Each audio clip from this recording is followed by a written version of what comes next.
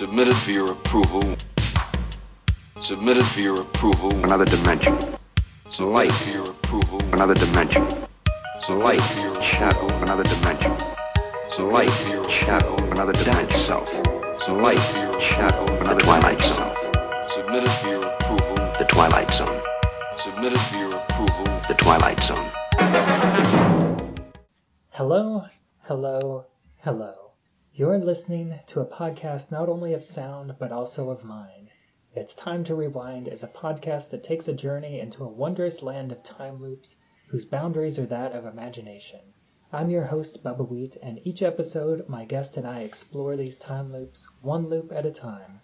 This stop is Trapped in the Twilight Zone, and this is the 9th stop at 2020's Season 2, Episode 9, Try, starting at 26 minutes and 41 seconds, with Mark saying the mask's name is John Johnson, and ending at 26 minutes and 45 seconds, with Mark wincing as he doesn't get a laugh. Here with me is my guest, Niall McGowan from Batminute. How are you doing today?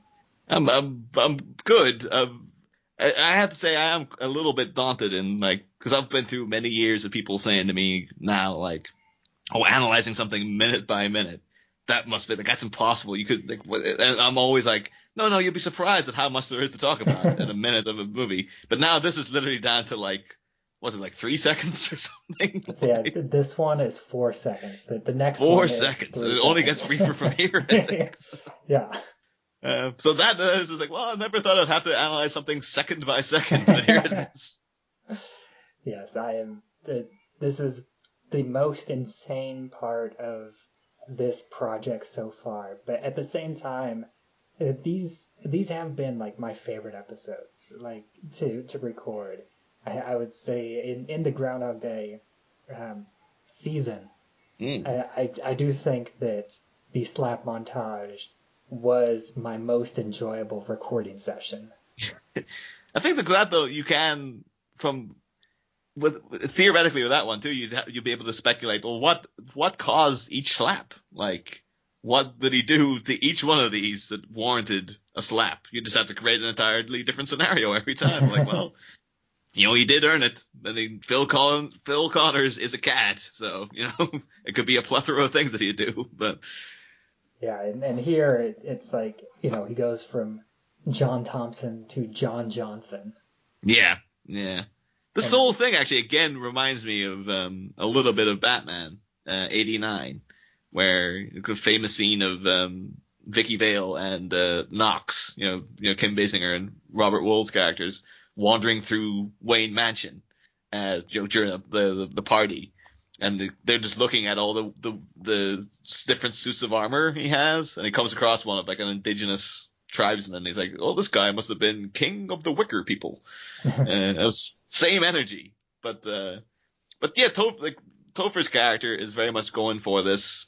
It's the same joke every time. He's not thinking to mix it up, and he's not thinking about why it wouldn't land with her. I almost wonder if it was supposed to be some kind of commentary on maybe she doesn't like it because it's the thematic things in this episode about privilege and entitlement and him crafting events to his suiting in order to please him, and it's almost like you got an indigenous piece of art and he's giving it the name of a bland white sounding guy.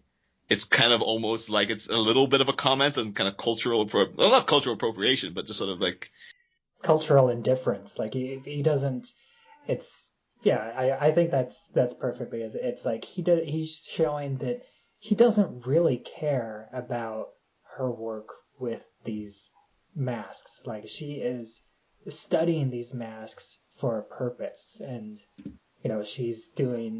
she has it planned out where she has at least 3 different days where she's going through this mask exhibit in the museum and studying them in different ways for her thesis or her essay or whatever it is that she's working on.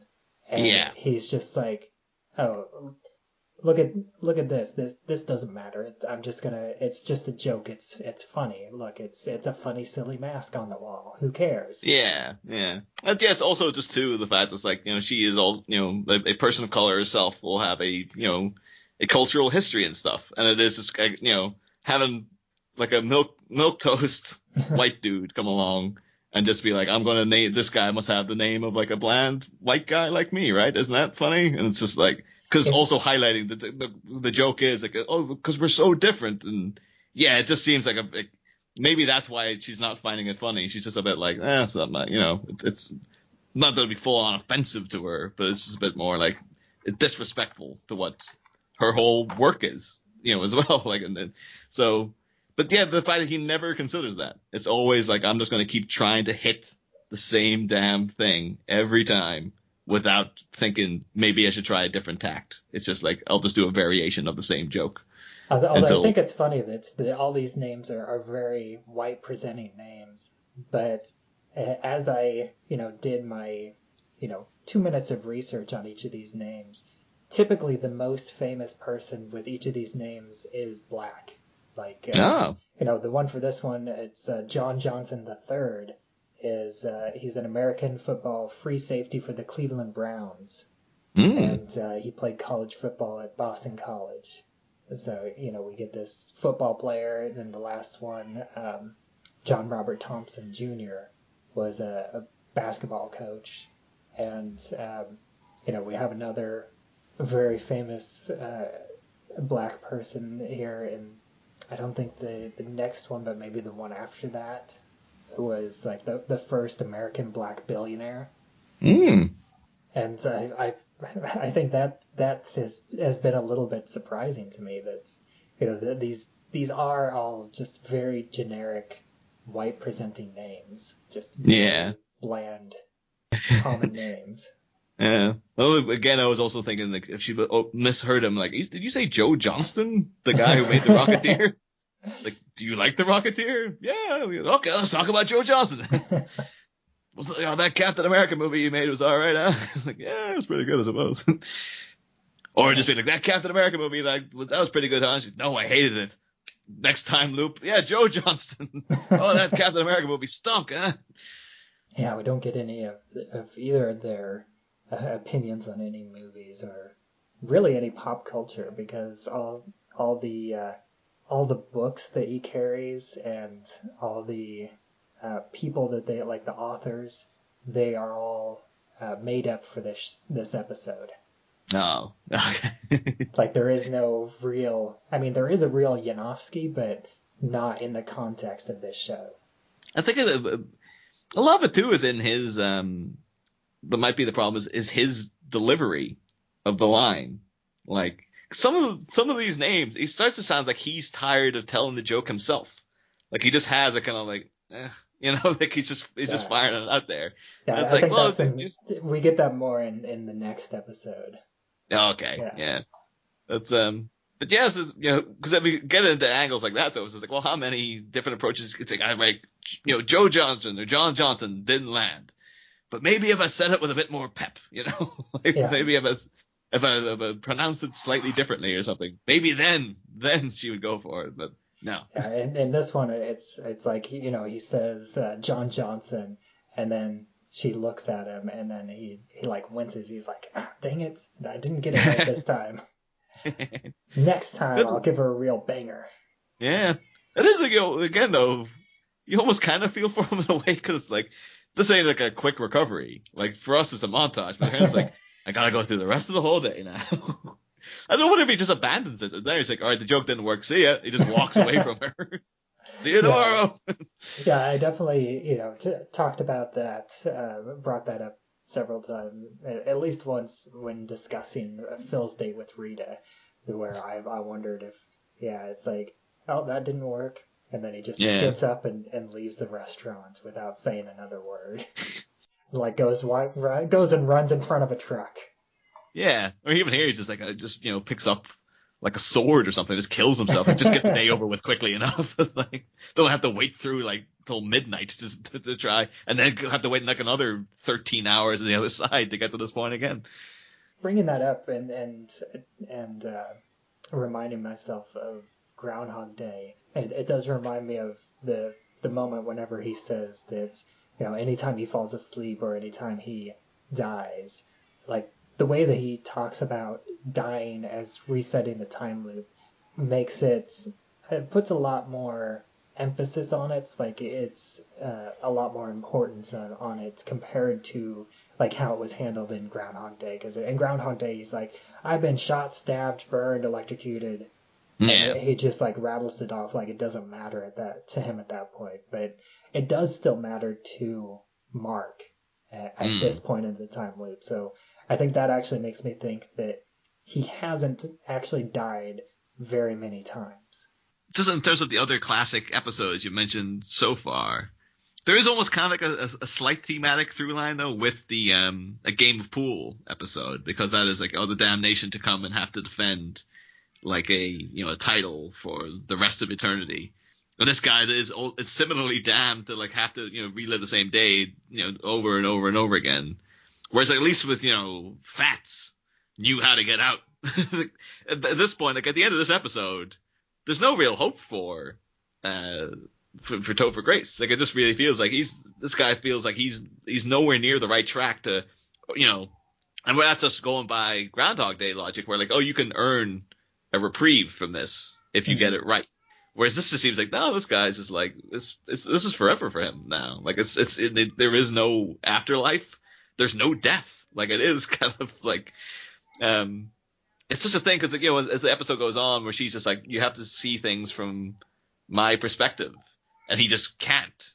But at the same time, you can almost sympathize with him in a weird way, because it is like, yeah, I mean, that is eternity. If you're just faced with that is everything now. It's just the same day over and over again.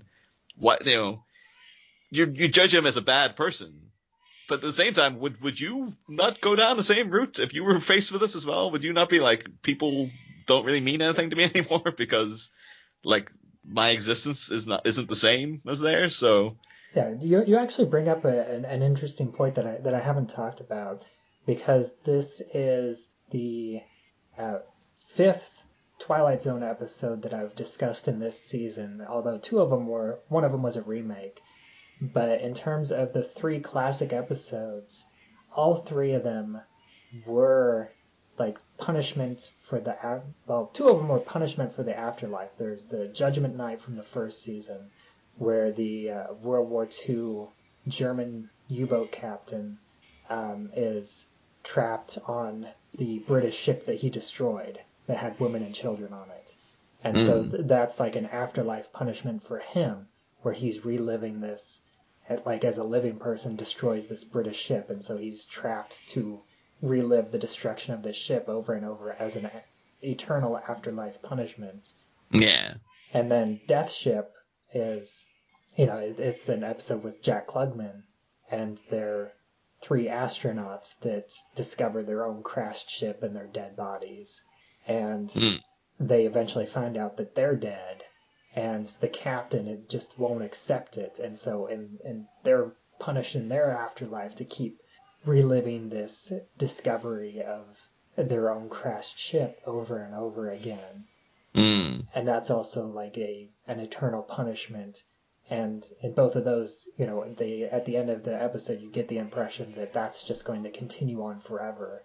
And then in the third episode that I covered, Shadow Play, that was where the main character is having a recurring dream of being in death row and being executed. In the classic season, it was via electric chair. In the 85 remake, it was via hanging. But also at the end of that episode, you get the impression that he's just continuing having this recurring dream, and that it never ends. And I think it's interesting that this episode also ends without ending. We get the impression that Mark is never going to learn his lesson, become a better person. Like, he's no closer to finding an end to his time loop that he was in the beginning. You do wonder too of like, because you mentioned the phrase like punishment there several times, And the thing is, because we don't know anything about him prior to him being in the loop. Like with, someone like Phil Connors, because you see the beginning of Groundhog Day, it's like, oh, the guy's he's an asshole. Like, you can understand why he would, some internal being might place him in that scenario to be like, you got to learn to be a better person, man. But yeah, with Mark, it's kind of like he does have that, a very real thing of nice guy syndrome, where it's like he seems like he's a pleasant enough fella. And he himself he actively says, "You're lucky I'm nice" and stuff. Mm-hmm. So you could be like, "Oh, he was like that before." Like it is his damnation, where like he is already this person before the time loop. But at the same time, you also are like, "Oh, he's been doing this like hundreds and hundreds of times." Wouldn't I'm always just the kind of mentality like, wouldn't that warp anybody into like a bad person? Because you would just be like, morality does not matter to me anymore. Like everything he's saying to her. It sounds monstrous, where he's like, I can do whatever I want to, but it doesn't matter because it'll be a new you tomorrow. And it is horrible because it's, it's obviously for her, it's just like, yeah, this is my life you're talking about. But again, in his mentality, it is just like, I don't know whether you would go on or, because we don't know whether it's the universe in its entirety resetting or if it's just like setting him off into different, sliding doors, dimensions or whatever. And yeah, I mean, even the thoughts of all that, if you were faced with it as your living condition, you'd probably just go crazy with it. Like you would actively fall into complete insanity. So there's a lot of interesting things going on in these time loops where you're just like, there's so many different aspects to consider about them. Yeah. And in this one, she's like, maybe I don't matter to you as a whole because I'm going to disappear and be reset the next day, but I do matter here today in this moment. I am a real person in front of you. Yeah. But yeah, again though, it's just one of those things of like he's essentially achieved not like a godhood, but it is the way that he literally knows everything is going to happen in that day. It does have that vibe, but it's just it's the he had a cultural indifference to the mask, and he just has a human indifference to everyone else because it's just like this doesn't matter to me anymore. This is the consider the life I have to live and stuff. It's yeah. It's a good episode in that it does present both sides very well. He does get to say his piece and she gets to say hers as well, and you can kind of understand both of them at the same time. Yeah, and he's at a point where he's hyper focused on Claudia, and I think in the episode in general does a good job of like a lot of times the black background does get blurred out. To where, as a viewer, you're hyper focused on Claudia herself, and everything else doesn't matter. All the other characters in the museum, they get maybe one or two lines, if that. But the majority of them don't even have any lines at all. We spend 99% of the episode with Mark and Claudia. I think that's great, and I love that about this episode. And then in terms of this specific loop, we don't have too much to go on, but I did want to take a moment to talk about his clothes, since that's one of the few things that changes aside from him saying a slightly different name. But this time around, he's wearing just his flannel, and he doesn't have the outer jacket this time, and he still has the frameless glasses. He's just like, they also have to consider this too. Like, okay, maybe if I say John Johnson with the jacket off, maybe that'll do something as well. It's like, oh my God, you actually would drive yourself completely insane trying to figure this out. Yeah, that's. I think that's about all I have for this. 4 seconds of footage. So I wanted to go again to talk about the episode of the classic Twilight Zone that I wanted to bring up. And the one that I have for this episode is The Hitchhiker. Do you remember this episode at all? I didn't, because this one's one's a very generic name. That could be anything really. But I did look it up, and I was like, oh, it's the Carnival of Souls episodes, which is actually it's the same. Actually trying to work out if which one came first. Carnival of Souls is 62, so this episode probably could be annoyingly in the same year potentially when they came out. But yeah, the actual twist at the end. I think this one is season 1, which would have been 1959. Oh, well, there you go. Carnival of Souls might have just swiped. They're like, oh, we could do that, but we can make it feature length. Yeah, but this is, a woman has a flat tire and she gets it fixed and she sees this hitchhiker that she ignores, and then she goes on this like cross-country road trip from New York to California, and like at every stop she keeps seeing this hitchhiker over and over to where it's like completely messing with her head. It's like no matter how fast she goes or how slow she goes, the very next stop she keeps seeing this hitchhiker, and she gets to a point where she picks up this sailor just because she needs to have some other person just to, in her mind, protect her, because she like ran out of gas in the middle of the night because she's gotten to the point where she doesn't want to stop anymore. She just wants to keep going. And then she gets this, has this sailor, which there's like a few brief moments where you get this sailor like eyeing her up and down. It's like, oh no, did she pick up this other hitchhiker, this sailor, and this sailor's going to be worse than this wordless hitchhiker that's at this point done nothing to her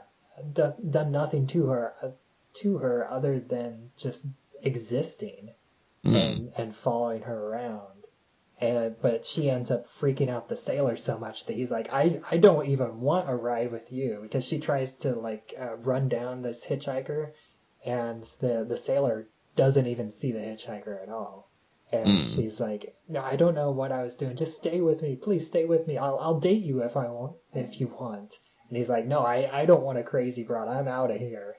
And then she like stops and calls her mother, and she gets somebody else on the phone, and they're like, well, Miss Adams had a nervous breakdown after the death of her daughter.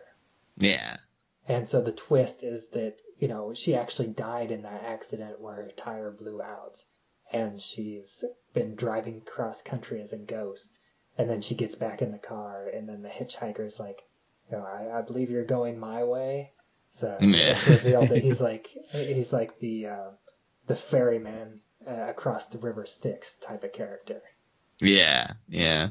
It's a really good story though. Like it's just a nice little, simple, like all the best Twilight Zone episodes. Like it's a simple concept that leaves an impact at the end in terms of like, that's, it's a slight twist. It's like a, the Sixth Sense essentially as well, whereas it's like, you were the ghost the whole time kind of thing. But yeah, like now, but I also remember, like I saw many years ago, of course, Herc Harvey movie called Carnival of Souls, which is like one of those sort of really acclaimed, like no one ever talks about this, really creepy movie from the 60s. And it's exactly that. Like there's no hitchhiker. That's not done in that way, but it's like, young woman gets into a car crash at the beginning. And throughout the rest of the movie, she keeps seeing this ghostly figure. It's actually very kind of almost like a Razorhead kind of looking guy. There's like really pale face and then hair sticking right up, and he's in this, black suit with white shirt, black tie, all that business. And then, after like 80 minutes, it's revealed that like, no, she died in that crash. And this guy is coming to take her to the afterlife, basically. And you're like, oh, that's the same exact story. But, you literally came out within, really annoying too for Herc Harvey. He's just like, no, I was working on that script before the Twilight Zone episode, man. Like, you can't, but it's just, annoyingly enough, it's like, a lot of people might have seen it, but like, oh, I saw that on TV. Like, what the hell? Yeah, in general, I thought the episode was pretty good. It escalated nicely, and has a great twist ending. And just the way that the hitchhiker just, he's always like, he starts out just like, pointing his thumb in a direction, and then other times it's like he's almost like beckoning her. Yeah. It's a creepy visual to have that, like, someone that seems a bit benign, but then just getting closer and closer as it goes on and stuff. Like, it's, and of course, now to talk about it, I do remember, because I think it's doesn't she get in the car and then adjusts the mirror and he's in the backseat of the car already? Like, that's the kind of final shot and stuff. The guy it's a good visual. Like, it's, pretty masterfully done, that actually. Yeah. And, it's pretty nice. And It's been great in general, just catching up on a lot of these great Twilight Zone episodes. Because I think this one tragically nothing to do with the Hitcher, with the Rutger Hauer anyway. But... Yeah, or I think wasn't the Hitchhiker also like some anthology series? Oh, probably. That's what I mean. I think that's why it didn't pop into me instantly. It's like, oh, that one. It's just because it's such a generic name. I was like, well, that could literally mean anything. At least like the Hitchhiker's Guide to the Galaxy dressed it up to make it like to take it into a different era, you know? Yeah. All right. Well, that's all I have for this loop. I'd like to thank you once again, and why don't you go ahead and let everybody know where they can find you online. Oh, yeah. So I'm Niall McGowan from Batminute, where we talk about the Batman movies minute by minute. And yeah, we can find that show on Twitter, Facebook, the Batminute Listeners Cave, and on Instagram. And yeah, it's available through all good podcatchers. All right, and as always, I am Bubbawheat, and you can find me at flightstights@movienights.com. You can find me on Twitter at Bubbawheat. You can find this show, It's Time to Rewind, on Anchor.fm, as well as anywhere else where you listen to podcasts. And we also have a Facebook group, It's Time to Rewind, a time loop group, where you can join and have discussions about episodes as they come out, as well as time loops in general. And until next time, I will still be here, trapped in the Twilight Zone. Submitted for your approval. Submitted for your approval. Another dimension. Light For your approval. Another dimension. Light, For your shadow, another dimension. Light, shadow, another dimension. Self. Light, shadow, another Twilight Zone. Submitted for your approval. The Twilight Zone. Submitted for your approval. The Twilight Zone. This guy's name is John Johnson.